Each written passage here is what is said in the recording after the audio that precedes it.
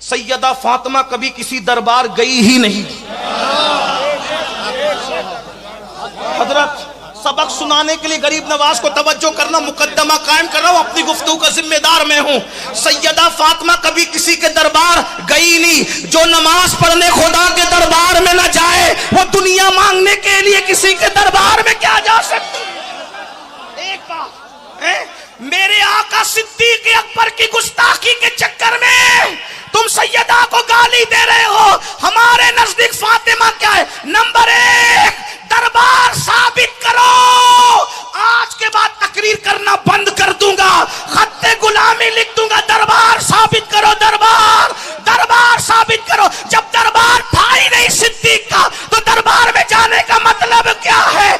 अलबत्ता ये याद रख, सैयदा तैयबा ताहिरा हसनैन की अम्मी कभी दरबार नहीं गई। उन्हें तो रोने से फुर्सत नहीं थी, उनके तो आंसू भी खुश्क नहीं हुए, अलबत्ता सुन ले, तेरे नजदीक फातिमा वो है जो बार बार दरबार जाती है। सुन्नियों के नजदीक फातिमा वो है जिसका चलना देखा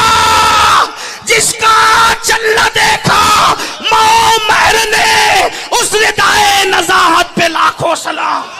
बल्कि हम सुन्नियों का अकीदा तो ये है, अगर माँ खैर हो तो बेटा वली होता है, और बाप साले हो तो बेटा वली होता है। लेकिन बेबाप अबू साले हो और माँ उम्मुल खैर हो तो फिर बेटा वली नहीं, वलियों का सरदार होता है। जब वलियों के सरदार के लिए साले नहीं अबू साले चाहिए तो नबियों के सरदार के लिए कैसा बाबा चुना गया।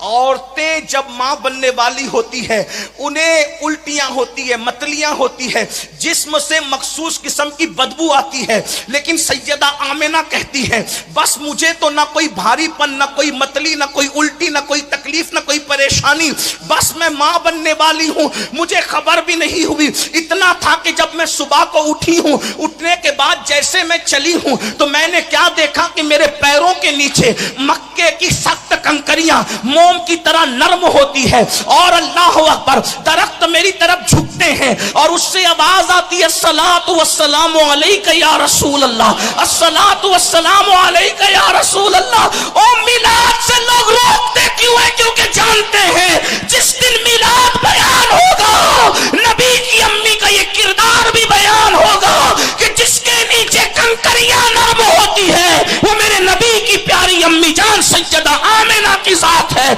कंकरियां पैर के नीचे नरम होती है, बकरियां पीछे पीछे चलती है, दरख्त मेरी तरफ झुकते हैं, आवाज आती है सलातु वस्सलामु अलैका या रसूल अल्लाह। फरमाती है मैं परेशान हो गई, सितारे शाम को मेरी तरफ झुकने लगे, मुझे लगा मुझ पर किसी ने जादू तो नहीं किया, मुझ पर किसी ने सहर तो नहीं किया। ऐसे में डर के अपने बिस्तर पे लेट गई। लेटी तो कुछ सोती और जागने के दरमियानी कैफियत में थी, उस कैफियत में थी मैं। अचानक मैंने देखा अब्दुल मुत्तलिब की हमशक्ल एक नूरानी चेहरे वाले बुजुर्ग आए और फरमाया बेटी आमिना घबरा मत,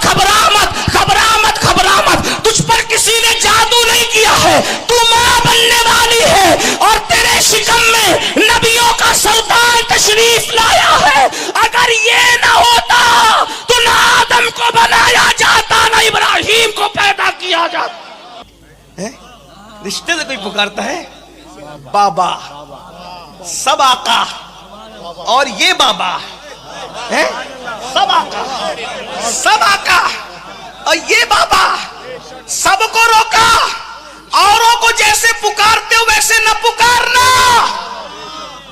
कोई भैया भैया न कहे, कोई भांजा भतीजा न कहे, कोई मामू चच्चे का रिश्ता न लगाए, लेकिन कायनात में हसनैन की अम्मी को कहा गया सब आका कहेंगे, तुझे बाबा कहने का हक।